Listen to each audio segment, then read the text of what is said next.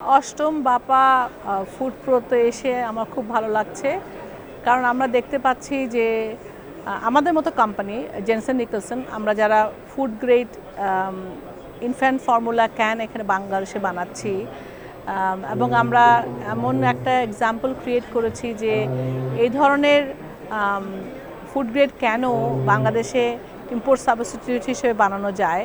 এবং আমরা এটা শোকেস করতে পেরে আমরা দেখতে পাচ্ছি যে অনেকেই ইন্টারেস্ট ফিল করছেন যে এখানে আমরা বাংলাদেশে অনেক ইম্পোর্ট সাবস্টিটিউট যারা আছেন, যারা এরকম ক্যান ইম্পোর্ট করেন, তারা বাংলাদেশের সম্বন্ধে জানতে পারলেন। সুতরাং আমাদের যে জানাবার সুযোগ পেলাম বিভিন্ন কাস্টমারকে, সেটার জন্য আমি অবশ্যই বাটা ফুড প্রোকে ধন্যবাদ জানাবো।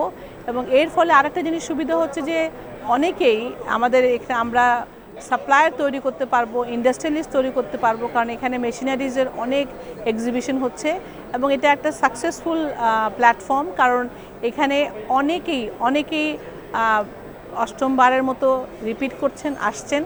এবং এটা সাকসেসের জন্য আমি ভবিষ্যতে আরও যেন এটা বৃহৎ পরিবারে কলবরে করতে পারে, সেজন্য আমি সকল কর্তৃপক্ষকে বলবো যে আমরা সবাই মিলে কাজ করি এবং আরও বড় এই জায়গাটাকে, এই এক্সিবিশন থেকে আরও বড় জায়গায় নিয়ে যাই।